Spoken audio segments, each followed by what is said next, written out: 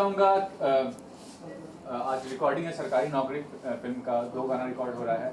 किस तरह के गाने हैं और जो सब्जेक्ट है बेसिकली सरकारी नौकरी, आज के ज़माने में उस तरह का वैल्यू नहीं होता है, लेकिन पहले ज़माने में बहुत वैल्यू होती थी सरकारी नौकरी की। क्या कहना चाहेंगे इस बारे में?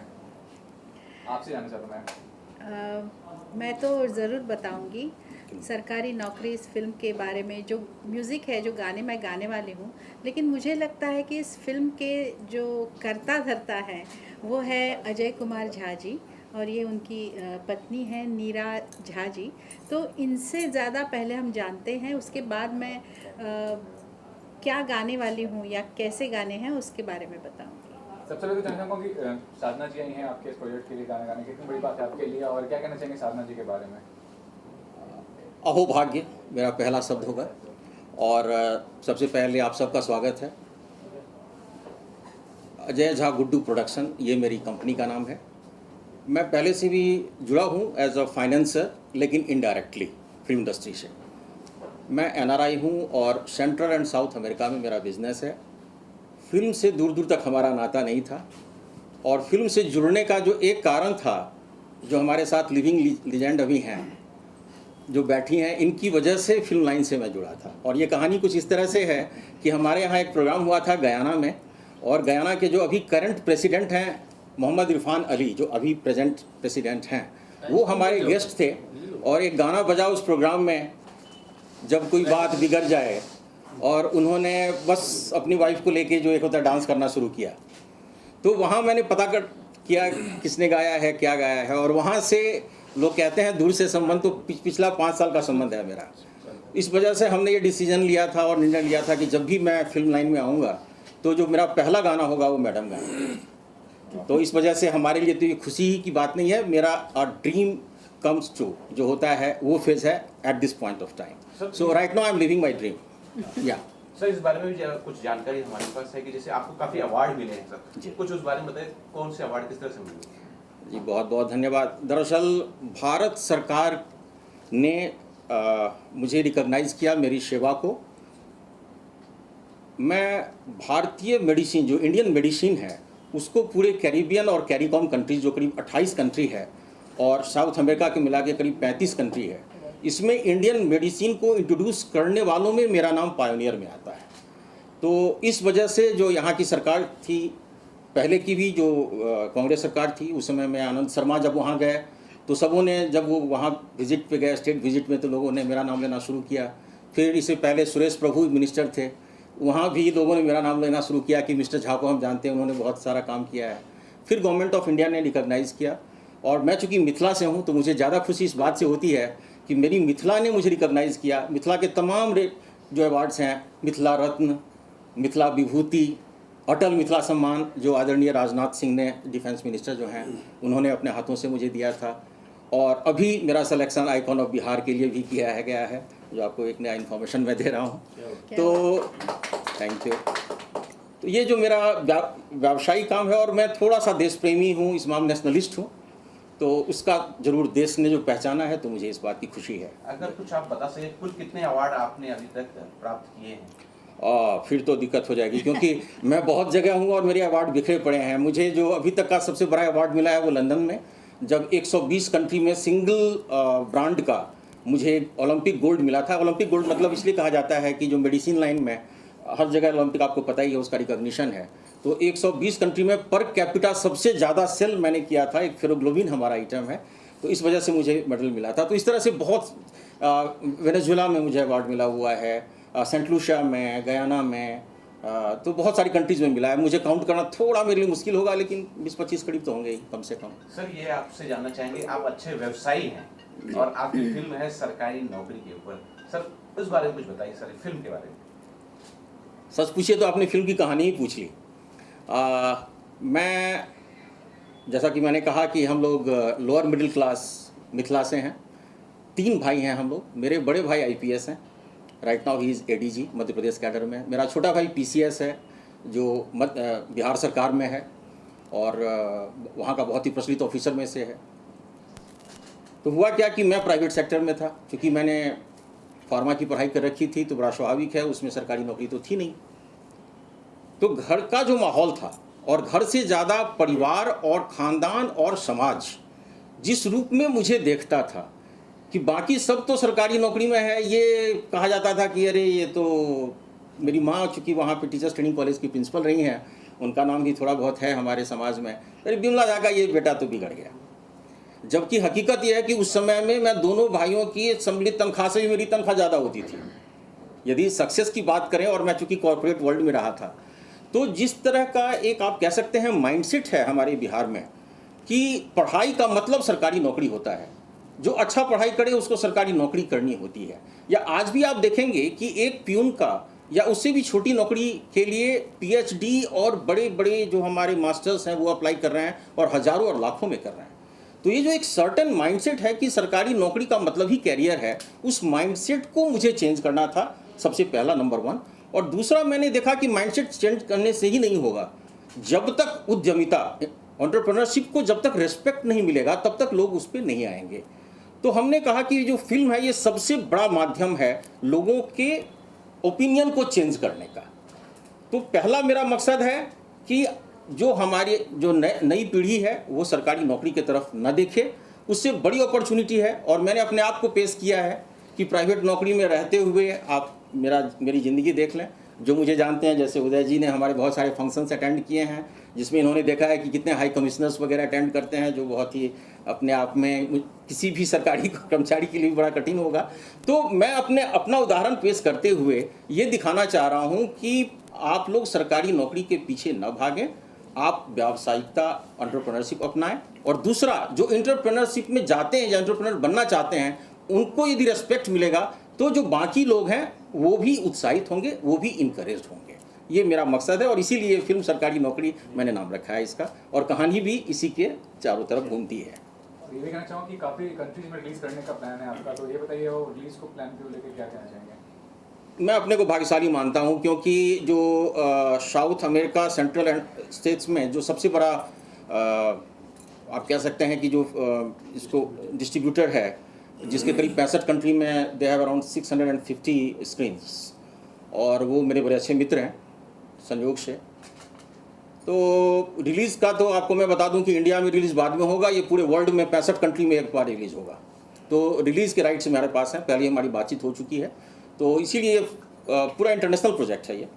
इसमें सब टाइटल होगा, क्योंकि हम बहुत सारे स्पेनिश कंट्री में हूँ मैं, लैटिन कंट्री में, जैसे आपको मैंने बताया इक्वाडोर, वेनेजुएला, ब्राज़ील, वैसे पुर्तगीज़ है, वहाँ भी मेरा प्रेजेंस है, कोस्टा रिका। तो इन सब में सब टाइटल स्पेनिश और बाकी इंग्लिश, और ये फुल बॉलीवुड फिल्म होगी। लेकिन इस फिल्म की एक विशेषता है कि इसमें मैथिली गाने होंगे, जो एक गाना मिथिला को रिप्रेजेंट करते हुए मैथिली गाना मैंने डाल रखा है, और उदय जी ने बड़ा अच्छा गाया, बहुत ही अच्छा गाना बन पड़ा है। और बाद बाकी तो मैडम बताएंगी कि जो गाना वो स्वयं गा रही हैं। सर, एक सवाल और बनता है कि आप, मुझे ऐसा लग रहा है कि आप जो मिथिला की कल्चर है, जो सच में वाकई बहुत अच्छा है, उस कल्चर को इंटरनेशनल लेवल पर प्रदर्शित करना चाह रहे हैं। जी, ये एकदम सही बात है। जो मेरा मकसद है वो यही है कि मेरी मिथिला, जी नहीं सर, बोलिए। बस ये कि हमारी मिथिला का जो, देखिए हमारी संस्कृति बहुत पुरानी है।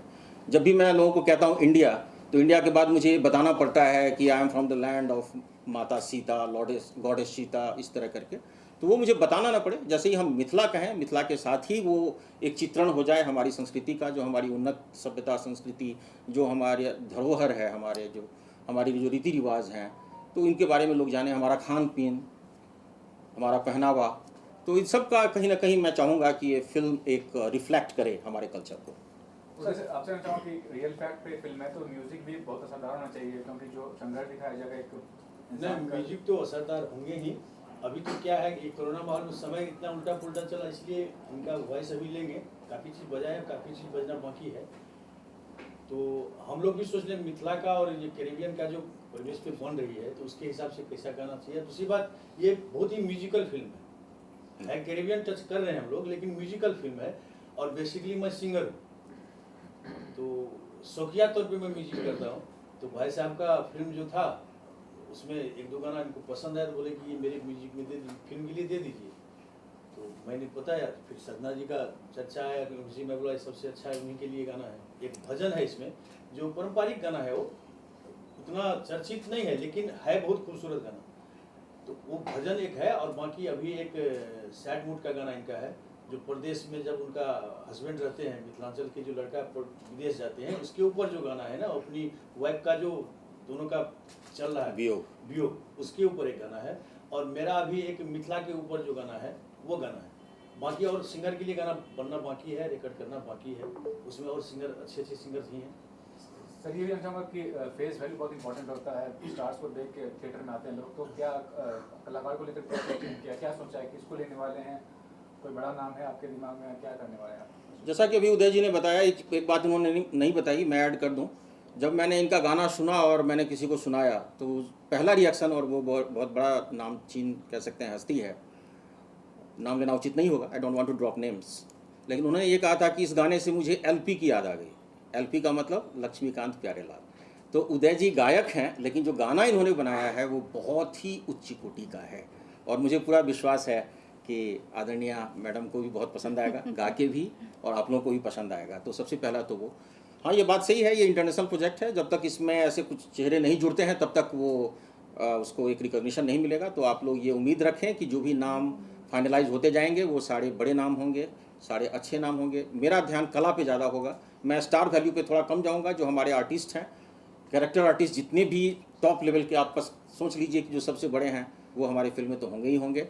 और जहाँ तक एक्ट्रेस का संबंध है, तो चूँकि 3 एक्ट्रेस का इसमें है, तो एक जो एक्ट्रेस है वो तो इंडिया से होंगी, बाकी 2 एक्ट्रेस जो है वो फॉरेन की होंगी। मैम आप कुछ कहना चाहेंगे इस प्रोजेक्ट के बारे में और साधना जी के बारे में पर्टिकुलरली? जी मैम आपसे पूछ रहा हूँ। आपसे से नहीं, ये मैं ये कहूँगी कि ये हर तरह के बिजनेस में, और ये 2005 से हम लोग जब दिल्ली आए थे तो 2005 में ही हमने ये कहते कि मैं तो सब बिजनेस ट्राई कर दिया, बॉलीवुड बाकी है। तो वो उस समय का सपना है जो तो ये जो सोचते हैं वो करते हैं। क्या बात है। साधना एक सवाल और पूछना है, आज के ज़माने में सोशल मीडिया बहुत स्ट्रॉन्ग है, कोई भी म्यूजिक वीडियो लॉन्च होता है तो सोशल मीडिया पे बहुत पॉपुलर होता है। अभी हाल ही में मिक्का सिंह ने मजनू लॉन्च किया था म्यूजिक वीडियो, लेकिन उनका कहना है कि मैं लाखों करोड़ों कमाने में यकीन रखता हूँ, लेकिन ये जो सोशल मीडिया का होता है फॉलोअर्स बढ़ाने का और पॉपुलरिटी गेन करने का, वो उसमें बिलीव नहीं करते। आप क्या कहना चाहेंगे इस बारे में, आज के टाइम की बात करें तो? आपका सवाल है, उसका जवाब देके मैं थोड़ा इस प्रोजेक्ट के बारे में भी कहूँगी। सोशल मीडिया तो ऑफ कोर्स बहुत हावी हो चुका है सब पे, कोई इससे बच नहीं रहा है, बच नहीं पाएगा। और सोशल मीडिया का इम्पैक्ट हमारे इंडस्ट्री पे, हमारे हर काम पे हो रहा है, तो उससे हम लोग हट नहीं सकते, लेकिन अपने आप को उसमें कितना ढालना है और अपने आप को उससे कितना एडिक्ट करना है या उसका अच्छा यूज़ करके साइड मतलब अपने आप को बचाना है, वो हर इंसान पे डिपेंड करता है। तो सोशल मीडिया का अच्छा इस्तेमाल भी करें और उससे कितना दूर रहना है वो भी खुद को सोचना है। लेकिन जब आप पीक पे थी, आपका गाना भी था समुद्र पार इतना हिट हुआ था, उस समय सोशल मीडिया नाम की कोई चीज़ नहीं, फिर भी आपके गाने हर जगह सुने जाते थे, तो क्या कहना चाहेंगे आप उस समय के दौर के बाद? थे शब्द नहीं, अभी भी सुने जा रहे हैं। उस समय बात कर रहा हूँ, अभी उस भी समय हाँ, उस समय बोले मुझे लगता है हर एक पीरियड होता है, उसमें उस वक्त प्रमोशन के अपने अपने तौर तरीके होते हैं। अभी सोशल मीडिया है तो उस ज़रिए प्रमोशंस होते हैं, तब ऐसा नहीं था, तब कैसेट का ज़माना था तो उस तरह से प्रमोशन होता था। तो प्रमोशन पे भी डिपेंड करता है। और गाना लोगों ने बहुत पसंद किया, गाना अपने आप में इतना अच्छा लगा लोगों को, तो उसकी वजह से अभी तक वो गाना चल रहा है। बट एक गाने की बात नहीं है, आपने जो कहा कि उस वक्त ऐसा नहीं था, फिर भी, लेकिन हर टाइम पे एक कुछ ना कुछ एक तरीके रहते हैं, उस तरीके से ये गाना प्रमोट हुआ। जी मैम, मैं ये भी जानना चाहूँगा कि आपके गाने में बहुत और सिंगर के गाने रिक्रिएट किए जाते हैं, कितना कुछ उचित है, क्या आप उसे सपोर्ट कर रहे हैं? रिक्रिएट किए जाते हैं, उस सबको अपना अपना एक रहता है, ये गाना अच्छा लग रहा है, उसको मैं अपनी तरह से करूं। तो हर समय वो गाना उतना अच्छा नहीं लगता है, कभी कभी हाँ चलो ये थोड़ा सा अलग किया है लेकिन अच्छा लग रहा है, ऐसा कभी कभी होता है। बट ओरिजिनल होता है और रिक्रिएट करते हैं, मतलब अभी तक लोगों को वो गाने याद हैं, पसंद है और लोग उसको आगे लेके जा रहे हैं, तो ये भी एक अच्छा पॉजिटिव साइड है इसका। लास्टली सर आपसे ये जानना चाहूँगा कि आगे क्या विजन है, मतलब आपने फिल्म मेकिंग में आए हैं, इस बिजनेस में आए, किस तरह के प्रोजेक्ट्स आगे बनाना चाहते हैं, क्या आपका एक विजन है इस चीज़ को लेकर? मैं उम्मीद करता हूँ कि ये फिल्म सफल हो और इस सफलता के साथ और भी द्वार खुलें, और एक नहीं, मैं साल में कम से कम 3 और 4 फिल्म बनाऊँ। जिसमें अपनी मिथिला की सभ्यता तो दिखाई चुका हूँ, और भी बाकी जो हमारी सभ्यता संस्कृति है उसका भी प्रचार प्रसार हो।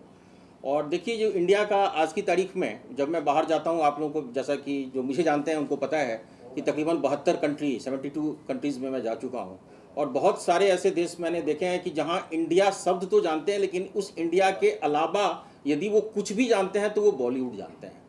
मुझे कहने में कोई गुरेज नहीं है कि यदि मैं महात्मा गांधी भी कहता था तो who is this, I mean इस तरह की आवाज़ आई, जो अपने यहाँ बड़ा मुश्किल है ये सोचना, लेकिन ये हकीकत है कि वहाँ पे लोग शाहरुख खान, अमिताभ बच्चन, सलमान खान को पहचानते हैं, लेकिन बाकी हमारे किसी हस्ती को नहीं पहचानते हैं।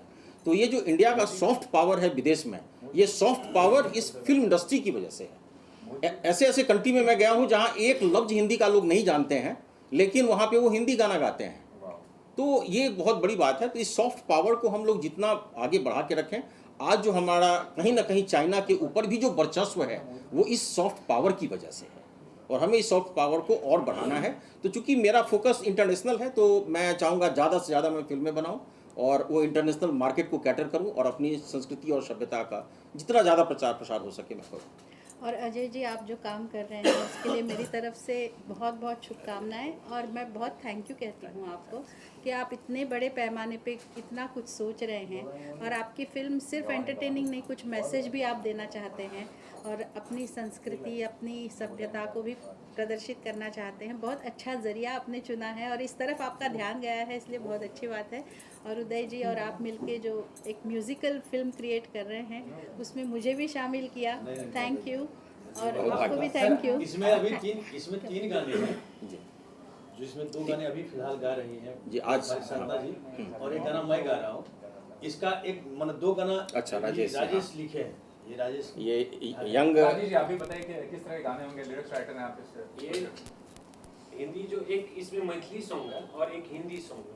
तो हिंदी आप बोल सकते हैं कि लव सॉन्ग है, and sad and love type song है। मतलब किसी के लिए आप गा रहे हैं, मतलब वाइफ है, हस्बैंड के लिए गाना गा रही है, उस टाइप का है। और एक मैथिली सॉन्ग है, वो मिथिला का जो भी फीचर्स है, वहाँ के जो लोकेलिटी है, वहाँ के जो मतलब लिरिक्स राइटर थे, वहाँ के जो सभ्यता थे, जनकपुर, मिथिला, उसके बाद मिथिला देश के बारे में जो पुरातन जो था मिथिला, उसका एक्सप्लेनेशन है। वहाँ की सभ्यता संस्कृति को लेके किस टाइप के फेस्टिवल हम लोग सेलिब्रेट करते हैं इन मिथिला, तो वो including all the features of the Mithila, we are made a song on that. Sir सदा जी 2 लाइन गाने मुझे। अच्छा, उदय जी, उदय जी, अभी करना है। उदय जी, अभी एक तो आपको मैथिली का जो 2 लाइन है, आपको उसी से अंदाजा लग जाएगा कि क्या है। मिथिला का सॉन्ग है जी। जत मिश्री सन बोली बाजे ओही ठाम, जत मिश्री सन बोली बाजे ओही ठाम, जत रातुक भिन सरवा में कोयल के तान, ओते गंगा समान कोसी कमला बलान हम करै छी, यो हम करै छी प्रणाम, हमर मिथिला अछि गाम, हम करै छी प्रणाम, हमर मिथिला अछि गाम। ये मिथिलांचल का गाना जो मैं गा रहा हूं। और 2 लाइन जो ये शांता मैडम जो मैडम जी जो गा रही हैं, एक भजन है, तो मैं उसका सैड गाना है वो मैं सुना रहा हूँ, थोड़ा लिरिक्स दे दो।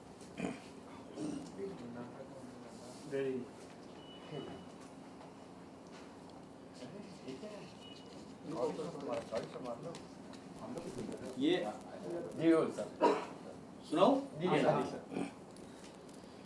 भूल गए पिया परदेस जाके, याद न आए काहे अपने प्रिया के, भूल गए पिया परदेस जाके, याद न आए काहे अपने प्रिया के, बैरन रतिया हमको सताए, काहे पिया तुमको याद न। थैंक यू, अच्छा बना है, बस बहुत बढ़िया। शुभकामनाएं के तौर पे मैं आपसे 2 लाइन सुनना चाहता हूँ। मैं तो ये कहूँगी कि किसी भी मिथिला, आपकी हिट फिल्म का एक गाना ये तो best अजय message जी होगा। ने जिस गाने का जिक्र किया था, जब कोई बात बिगड़ जाए, वही गाना सुनाती हूँ। और मैं ये कहती हूँ कि मिथिला की मिट्टी में जो सीता माता का आशीर्वाद है, वो इन सब पे इतना बरस रहा है कि इतना अच्छा काम आप सब कर रहे हैं। और मैं ये गाना जब कोई बात बिगड़ जाए, जब कोई मुश्किल पड़ जाए, तुम देना साथ मेरा ओ हमनवा। न कोई है न कोई था जिंदगी में तुम्हारे सिवा, तुम देना साथ मेरा ओ हमनवा।